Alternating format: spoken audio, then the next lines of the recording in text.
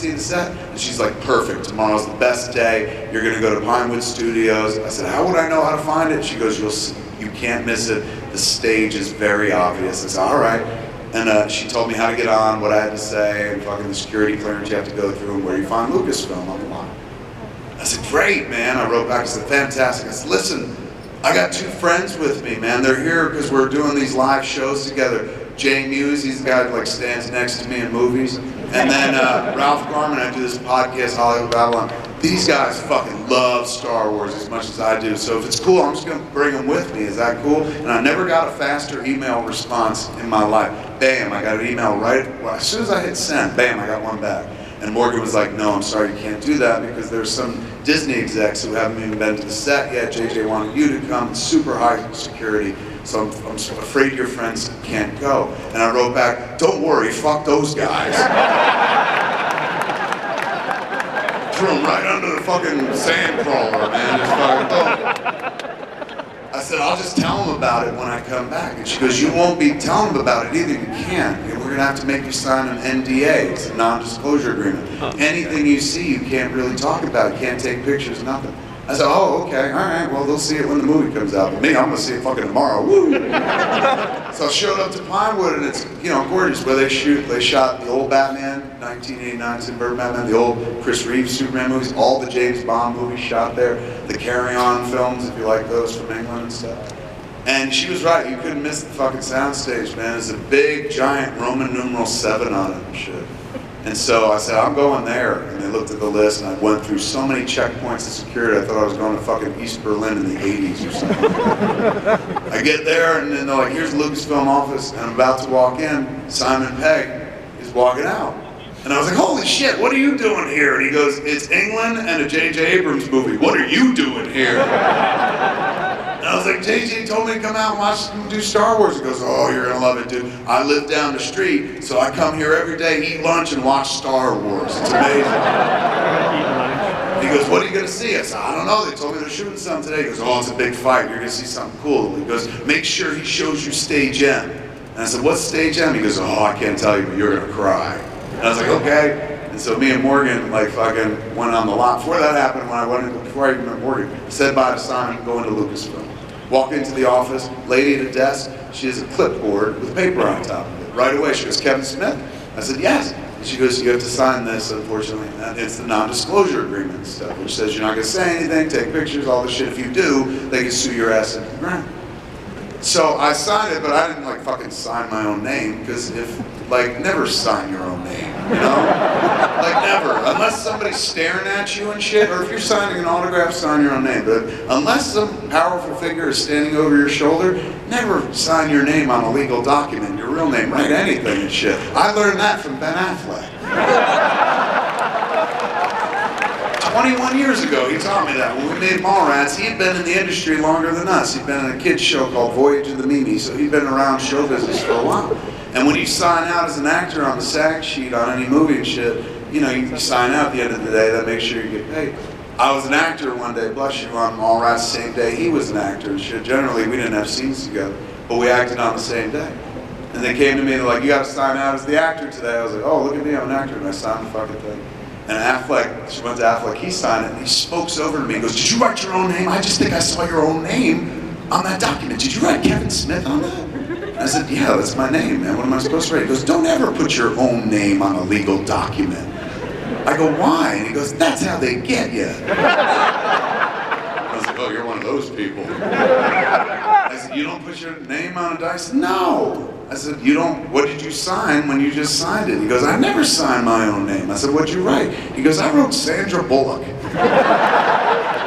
I said, really? He goes, never sign your own name. So ever since then, unless somebody's staring at me, I never signed my own name, unless it's on an autograph, DVD, or something I did. If it's a legal document, I just write Ben Affleck.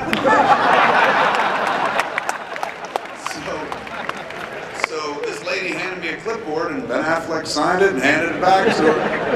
And Morgan comes out, man, and I'm looking at this poster right next to the door that she emerges from. This poster has an Imperial Starship Commander on it. He's going like this, shh, making a shush face. And it looks like a World War II propaganda poster. And it says, loose lips sink starships. You know, and it's like, keep your fucking mouth shut.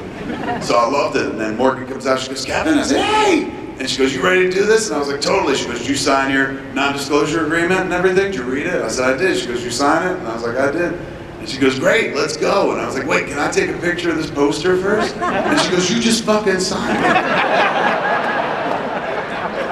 You can't take pictures. I was like, oh, you're right, my bad. All right. So we left and we went to set. She walks me out the door and stuff. We go down to the set. And the set is like blocked off from anybody outside being able to see it. They've built these giant walls of trailers, 18-wheeler trailers. 3 on top, 1 on top of another, 3 stacked 3 high. And they're going like this on angles so that you can't see through it. You gotta walk through it like a maze or a gauntlet in order to get to the other side, so nobody with a telephoto lens can take any snaps. They're very secretive on this movie. So I get through the gauntlet and shit, first thing I see are 3 stormtroopers like leaning on a bulldozer and shit. And you never see that in the movie, I was blown away. And also I hadn't seen a stormtrooper like that in a long time. Like I live in a world of stormtroopers, you see them at fucking con all the time. But these were stormtroopers on a movie set, and they looked like the stormtroopers of my childhood. They looked like clone troopers from those middle movies and shit. Like, holy shit, that's the first thing I was struck by. I was like, this looks like my childhood, that's fucking cool. And I was all up here in my head, it was all clinical and shit, because I was going, yeah, that's a smart idea, bringing stormtroopers back, it's fucking dope and shit.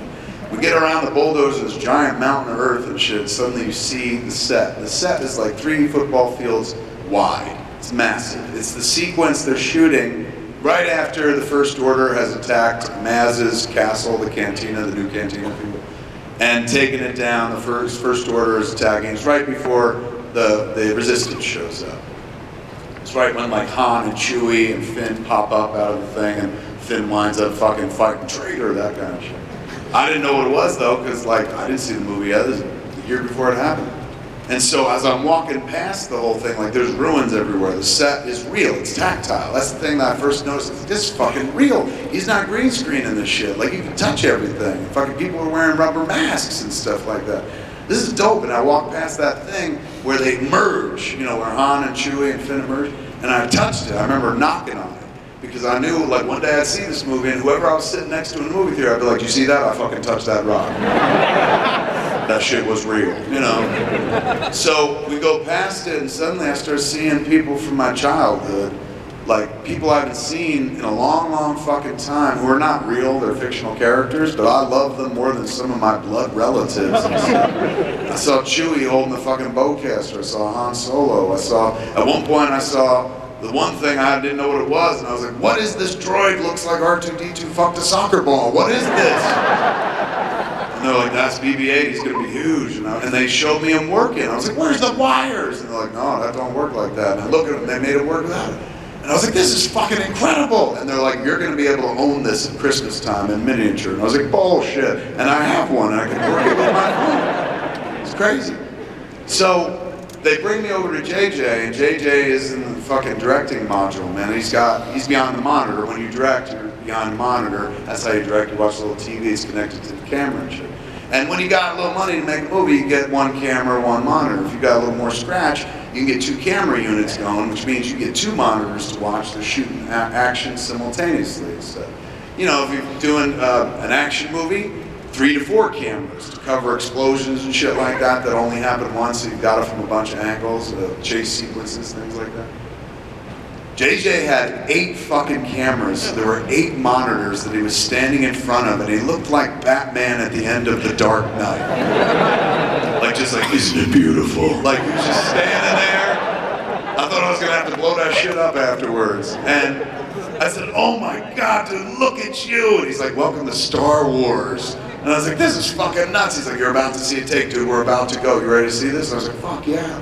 So I stood behind him. He goes, stand here, watch. And I'm standing down here. I don't know where to look, man. Like whether to look at the monitors or the real world, because it's right there. And they hand him a microphone. He gets on the microphone and stuff. And normally when you direct, you just talk to people in the room. If you have to yell loud, yell loud. Sometimes you see cartoons and shit. Director holds a bullhorn. They don't really do that unless you're doing a crowd scene. And even then, the AD usually does it. JJ was handed a microphone, he started talking, and it was like louder and more echoey than this. It was like this, the greatest day of my life. Like that fucking Yankee movie, man. His voice was everywhere over a 3-foot fucking football field. They had speakers surrounding the place because he couldn't direct everybody from where he was. Where he was a half a mile from where stormtroopers were waiting to be deployed in this gigantic battle sequence that they had choreographed. I said, well, how many times you done it so far? He goes, we're about to do it for the first time. We were working on it all morning, man, because it's one long shot. I was like, you serious? He's like, yeah, man, we got 8 different units going and stuff. When the action dies here, it pops up in another camera. When that dies, it pops up in this, goes back to this, crosses over here. This one runs over here. It's real complex shit. So I was like, fuck, man. He goes, yeah, we're hoping it works. We're hoping it works. And so he started talking to everybody, going, all right, folks, we're ready to go. And it's echoing throughout the land, man, outside. He's like, you ready to make Star Wars, wars? And the whole fucking crowd's like, wah! And I'm behind him, I'm like, I too am ready to make the Star Wars.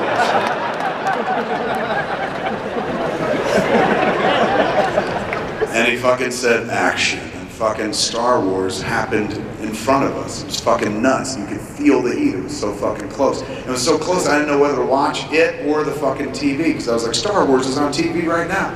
And JJ was like, it's right fucking there. You know, and fucking I was watching it. It's beautifully fucking choreographed, man. It was unbelievable. And I was so close to the action that I felt like I could have literally picked up a rock from the ground, threw it at a fucking stormtrooper, I would have been in Star Wars. And I thought about doing that because whoever I was sitting next to when I saw the movie would be like, you see that motherfucker get hit by a rock? I threw that rock, fuck the First Order. Bunch of Kylo Ren bitches. You know? But I resisted the urge because I didn't like the thrown off set. And I just watched the whole thing unwind. It was fantastic and shit. Finally they said cut. And everybody's cheering. He turns around. He's like, what'd you think? And I was like, you have the best Star Wars toys I've ever seen anyone play with. Do it again. He said, we are going to do it again. He's going, but we're going to take you to stage M. And I was like, what's on stage M? He's like, you're going to cry, bitch.